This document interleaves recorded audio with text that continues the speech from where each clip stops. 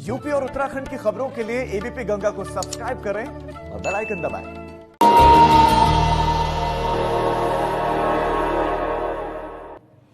नमस्कार, एबीपी गंगा देख रहे हैं आप। मैं अवधेश। मुजफ्फरनगर में आज राष्ट्रीय लोकदल के नेता जयंत चौधरी ने हाथरस में लाठीचार्ज के विरोध में जाट महापंचायत बुलाई।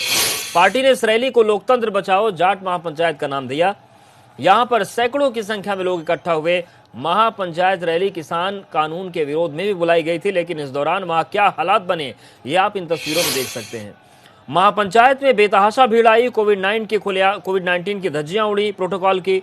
और सबसे बड़ा सवाल ये कि इस दौरान एक दिव्यांग शख्स यहां कैसे पहुंचा। जाट महापंचायत में दीपेंद्र हुड्डा और जयंत चौधरी दोनों मौजूद थे। तो देखिए, दो तस्वीरें हम आपको दिखा रहे हैं। पहली तस्वीर जाट महापंचायत की और दूसरी तस्वीर महापंचायत में मंच टूटने की हालत बन गई। इतने लोग मंच पर चढ़ गए। तो ये तस्वीरें आप देखिए किस तरीके से बड़ी संख्या में लोग मंच पर चढ़ गए थे। बेइंतहा भीड़ पहुंच गई। किसी भी तरीके का कोई मैनेजमेंट नहीं था और महापंचायत में दिव्यांग भी पहुंचे थे। पहली तस्वीर आप देखिए, सोशल डिस्टेंसिंग की धज्जियां उड़ी। कोई जमीन की तलाश हालांकि चल रही है, लेकिन दिव्यांग शख्स भी एक वहां पर पहुंच गया ऊपर मंच पर। और भीड़ इतनी थी, आप देखिए जितने चेहरे आपको मंच के नीचे दिख रहे हैं, किसी ने मास्क नहीं लगाया हुआ था, बड़े नेताओं को छोड़कर। इस वक्त हम मुजफ्फरनगर के उसी जीआईसी ग्राउंड में मौजूद हैं जहां पर ये महापंचायत चल रही है। और आप देख सकते हैं कि मंच पर खुद जयंत चौधरी मौजूद हैं, उनके साथ दीपेंद्र हुड्डा मौजूद हैं, साथ ही इमरान मसूद हैं। और सबसे बड़ी बात यह कि जो भारतीय किसान यूनियन के राष्ट्रीय अध्यक्ष नरेश टिकैत हैं वो भी मंच पर मौजूद है। अटकलें लगाई जा रही थी कि सस्पेंस था कि राकेश टिकैत या नरेश टिकैत में ये टिकैत बंधु में से कोई इस महापंचायत में शामिल होगा कि नहीं होगा। लेकिन सभी अटकलों को विराम देते हुए नरेश टिकैत स्वयं मंच पर पहुंचे हैं और इस महापंचायत में उन्होंने सहमति जताई है कि जिस तरीके से जयंत चौधरी पर बरताई गई, उनके साथ लाठियां चलाई गई हैं, ये सरासर गलत है और इसका विरोध भारतीय किसान यूनियन भी करता है।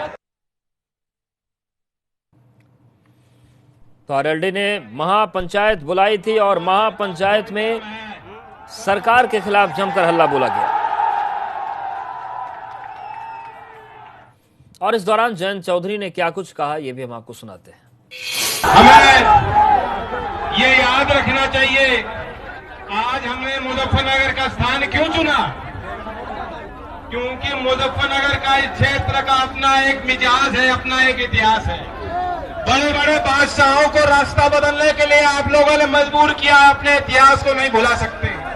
बड़े बड़े आंदोलनों की शुरुआत आपने यहां से की और जब जब लोकदल का कोई आंदोलन हुआ, जब उसकी अगुवाई या चौधरी चरण सिंह जी किया करते थे या चौधरी अजीत सिंह जी ने करी, बड़ी बड़ी पंचायतें यहाँ हुई, हमने कभी भी हिंसक नहीं होने दिया। और मेरठ में एक वीडियो वायरल हो रहा है जिसमें बताया जा रहा है कि समाजवादी पार्टी के नेता धर्मेंद्र यादव अपनी गाड़ी से मुजफ्फरनगर महापंचायत में जा रहे थे, लेकिन जब वो मेरठ से निकल रहे थे तब चौधरी चरण विश्वविद्यालय के सामने एक शख्स आया और भारत माता की जय का नारा लगाते हुए काली स्याही फेंकने की कोशिश की, जिसके बाद सपा कार्यकर्ताओं ने दौड़ाया तो भाग गया, जिसका वीडियो वायरल हो रहा है। ये शख्स कौन था अभी ये पता नहीं चल पाए, लेकिन इसकी पहचान करने की कोशिश हो रही है। तो धर्मेंद्र यादव पहुंचे थे महापंचायत में, लेकिन चौधरी चरण सिंह विश्वविद्यालय के सामने एक शख्स उनकी गाड़ी के सामने आ गया और उसने काली स्याही फेंकने की कोशिश की। हालांकि जब कार्यकर्ता दौड़े तो वहां से भाग गया। उसकी पहचान की कोशिश की जा रही।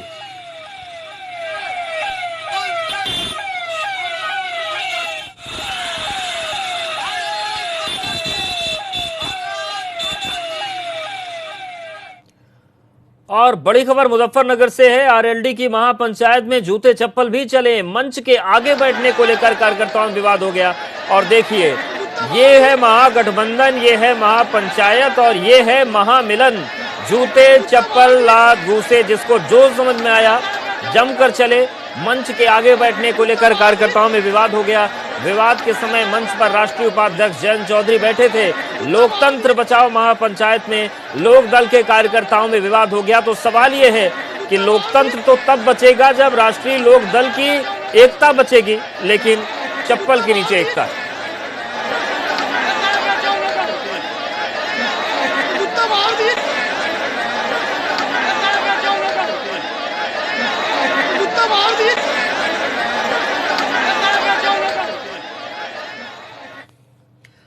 और नोएडा से बड़ी खबर है, जहां पर दिन दहाड़े युवक से मोबाइल की लूट हुई है। बाइक सवार बदमाशों ने लूट की वारदात को अंजाम दिया।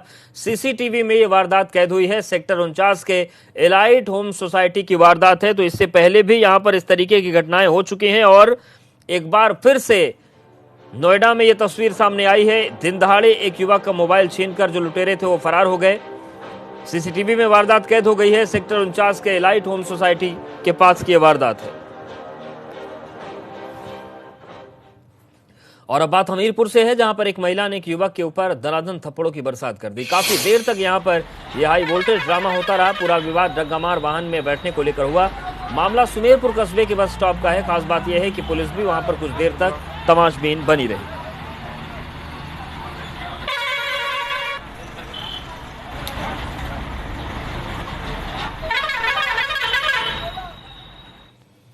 और बरेली में उस वक्त हड़कंप मच गया जब पुरानी रंजिश में एक पक्ष ने दूसरे पक्ष पर पथराव कर दिया। घटना सीसीटीवी कैमरे में कैद हो गई। पुलिस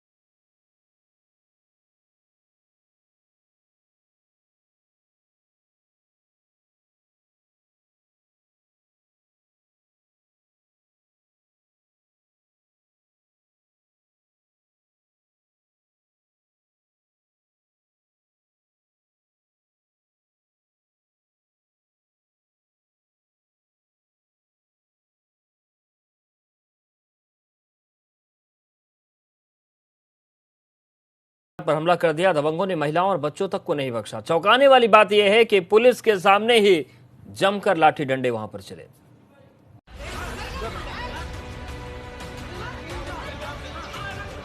जमीन की जंग कोई नई बात नहीं, लेकिन जंग की ये तस्वीर जरूर दिल दहला देने वाली है। लोग एक दूसरे के खून के प्यासे लग रहे हैं। वीडियो चिल्ला थाना क्षेत्र के पिपरहरी गांव का है।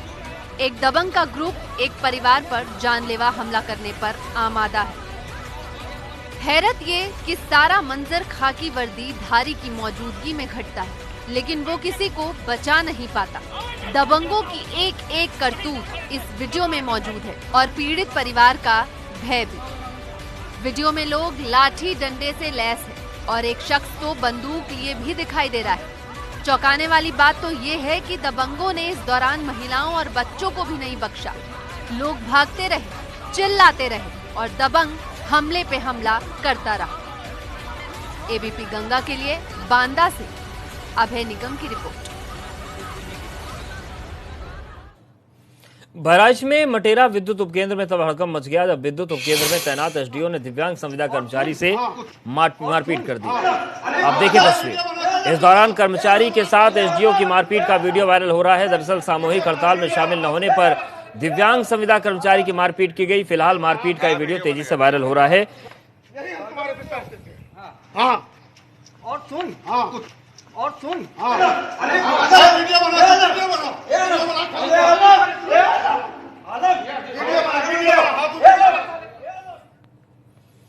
कानपुर में आज समाजवादी पार्टी के कार्यकर्ताओं ने सड़क पर जुलूस निकाल दिया। सपा कार्यकर्ताओं ने कोरोना काल में स्कूलों की फीस माफी की मांग की। इस दौरान पुलिस से उनकी काफी नोकझोंक हुई। कानपुर की सड़कों पर स्कूलों में फीस माफी की मांग को लेकर हल्ला बोल प्रदर्शन कर दिया गया। समाजवादी पार्टी के कार्यकर्ता बड़ी संख्या में जिला मुख्यालय का घेराव करने जा रहे थे, लेकिन पुलिस ने बैरिकेडिंग करके प्रदर्शनकारियों को रोकने की भरपूर कोशिश की। पुलिस द्वारा रोके जाने से नाराज प्रदर्शनकारियों ने और जमकर हंगामा किया और बैरिकेडिंग पर चढ़ने की कोशिश भी की। फीस माफी के मुद्दे को लेकर समाजवादी पार्टी के विधायक अमिताभ वाजपेयी आज प्रदर्शन कर रहे हैं और यहाँ पर जो प्रदर्शन है वो काफी जोरदार है, क्योंकि यहाँ पर जो अमिताभ वाजपेयी हैं उनके साथ सैकड़ों कार्यकर्ता जो है वो फीस माफी को लेकर यहाँ पर जो कलेक्ट्रेट का घेराव करने जा रहे थे। हालांकि पुलिस ने उनको यहाँ पर बैरिकेड लगा कर रोक दिया और यहाँ से जेल के लिए बसें जो हैं वो भरी जा रही। तो साफ है कि जिस तरह से पूरा प्रदर्शन है काफी नोक-झोंक भी हुई है तीखी यहाँ पर, और अब जो बसें हैं वो भरकर पुलिस लाइन ले जाई जा रही हैं। सपा कार्यकर्ताओं की अगुवाई पार्टी विधायक अमिताभ वाजपेयी कर रहे थे। सपा विधायक अमिताभ वाजपेयी के मुताबिक कोरोना काल में हर व्यक्ति आर्थिक रूप से परेशान है, व्यापार चौपट है, ऐसे में बच्चों की फीस माफ कर देनी चाहिए। भारी संख्या में कार्यकर्ता सोमदत्त प्लाजा पर इकट्ठा हुए थे और जोरदार नारेबाजी कर अपना विरोध दर्ज करा रहे थे। बाद में पुलिस ने सभी लोगों को बस में बिठाया और पुलिस लाइन भेज दिया। एबीपी गंगा के लिए कानपुर से प्रभात अवस्थी की रिपोर्ट। और हाथरस की घटना और पार्टी नेताओं पर पुलिस प्रशासन द्वारा बर्बरतापूर्वक किए गए लाठीचार्ज के विरोध में आम आदमी पार्टी के कार्यकर्ताओं ने महाराजगंज में प्रदर्शन कर दिया। कार्यकर्ताओं ने कलेक्ट्रेट परिसर में प्रदर्शन कर राष्ट्रपति के नाम संबोधित करते हुए ज्ञापन सौंपा है। मुरादाबाद में पुलिस ने लूट की वारदात को अंजाम देने वाले गिरोह को 2 बदमाशों को गिरफ्तार किया। ये बदमाश दिन में सब्जी बेचने का काम करते थे और रात में अपने महंगे शौक पूरा करने के लिए राहगीरों को लूटते थे। पुलिस ने इनके कब्जे से लूट की 5 मोटरसाइकिलें, 2 मोबाइल फोन और 1 अवैध तमंचा बरामद किया है। पुलिस गिरफ्तार लोगों द्वारा की गई आपराधिक घटनाओं का पता लगा रही है। 2 अभियुक्तों को गिरफ्तार किया है जो लूट और चोरी की घटनाएं करते थे। कल शाम को चेकिंग के दौरान 2 संदिग्धों को रोका गया तो वो रुके नहीं, अपनी गाड़ी को तेजी से बढ़ाते हुए आगे बढ़ने लगे और तेजी से भागे। पुलिस ने उनका पीछा किया, उनको हिरासत में लिया, पूछताछ उनसे की गई तो उनके द्वारा बताया गया कि ये लूट और चोरी की घटनाएं करते हैं। इन्होंने 6 तारीख को डिंगापुर रोड से एक व्यक्ति से मोबाइल भी लूटा था। इसके अलावा ये बाइक चोरी भी करते हैं। इनका जो मॉडस ऑपरेंडी है ये चोरी की बाइक प्रयोग करते हैं लूट की घटना कारित करने में। और बात मथुरा की, जहां पर पुलिस ने चेकिंग के दौरान चोरी की मोटरसाइकिल सहित 2 चोरों को गिरफ्तार किया। पकड़े गए चोरों के कब्जे से चोरी की मोटरसाइकिल, तमंचा और कारतूस बरामद किया है। मामला थाना नौझील का है। पुलिस ने दोनों को मथुरा अलीगढ़ बॉर्डर कोलाहर गांव के पास से गिरफ्तार किया।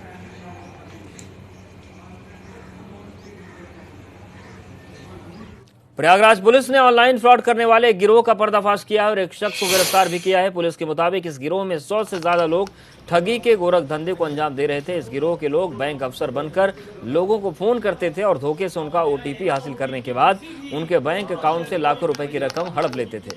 इस गिरोह का नेटवर्क देश भर में कई राज्यों में फैला हुआ था। पुलिस का कहना है कि गिरोह के तकरीबन 40 सदस्य अकेले बिहार के जमुई जिले के कस्बे के रहने वाले हैं। और वो जब ये सूचना हम लोग को मिली तो हम लोगों ने फिर बैंक को तुरंत मेल किया गया। जिन जिन बैंकों से ये पैसे गए थे जिन खातों में उनको ट्रेस किया गया तो ये पता चला कि जमुई का ये गैंग है, जनपद जमुई है, जो मुंगेर बिहार में है, बिहार का है, जिसके DIG भी हमारे परिचित है, पटना में थे। उनसे बात की गई। उन्होंने तत्काल उस बैंक मैनेजर से बात की कि वो कौन आदमी है, उनको ट्रेस किया गया। लगातार हम लोग संपर्क करते रहे, फिर उस आदमी को पकड़ा गया। उन्होंने सूचना दी, यहाँ से हमारी टीम गई और 650 किलोमीटर दूर जा कर के उसको हम लोगों ने अरेस्ट किया, फिर वहाँ की कोर्ट में पेश किया और उनका ट्रांजिट रिमांड बना के 40 घंटे हम लोग ले आए। और हाथरस कांड में जहां एक तरफ जातीय संघर्ष को भड़काने के लिए प्रवर्तन निदेशालय मलेशिया कनेक्शन को खंगाल रहा है, वहीं अब ED के रडार पर म्यांमार से होने वाला हवाला कारोबार भी आ गया है। DRI ने 2 दिन पहले पंडित दीनदयाल उपाध्याय रेलवे स्टेशन से सुल्तानपुर के 2 कारोबारियों को 1.5 करोड़ के सोने की ईंटों के साथ गिरफ्तार किया था। पूछताछ की गई तो पता चला कि सोने की तस्करी का म्यांमार कनेक्शन है और इस पूरी तस्करी का मास्टरमाइंड लखनऊ में ट्रैवल एजेंसी संचालक है। DRI की टीम ने पूछताछ के बाद लखनऊ और पटना में छापेमारी की। लखनऊ के हुसैनगंज चौराहे पर स्थित दिलकुशा प्लाजा के ट्रैवल एजेंसी अल तरीक की आड़ में यह हवाला कारोबार हो रहा था।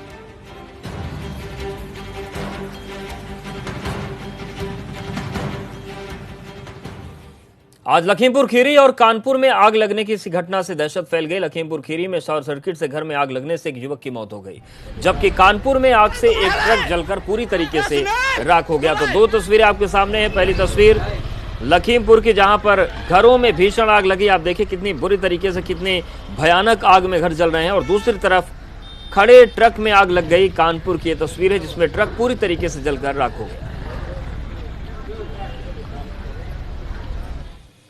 लखनऊ की बात करते हैं। यहां पर कस्तूरबा गांधी विद्यालय के शिक्षक और शिक्षिकाओं ने अपनी मांगों को लेकर प्रदर्शन किया। यही वजह है कि आज काफी संख्या में शिक्षक सीएम आवास का घेराव करने पहुंच गए।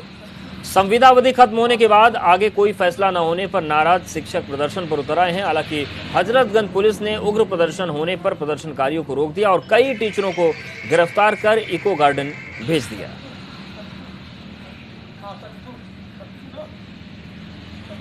और अब आपको रोड जाम की एक तस्वीर दिखाते हैं। रोड जाम की आपने बहुत सी तस्वीरें देखी होंगी, लेकिन ये तस्वीर आई है बाराबंकी से, जहां Lucknow Faizabad national highway NH 28 पर आज भयंकर जाम लग गया। यह जाम बाराबंकी से सफेदाबाद और बाराबंकी लखनऊ सीमा तक लगा रहा। जाम के चलते न जाने कितने लोगों को भारी मुसीबत हुई। इन तस्वीरों में देखा जा सकता है कि कितना भीषण और लंबा जाम है। रोड जाम होने से लोगों को भारी दिक्कतों का सामना करना पड़ा और कई किलोमीटर लंबा ये जाम लगा हुआ था। और यहां पर वक्त एक छोटे से ब्रेक का है।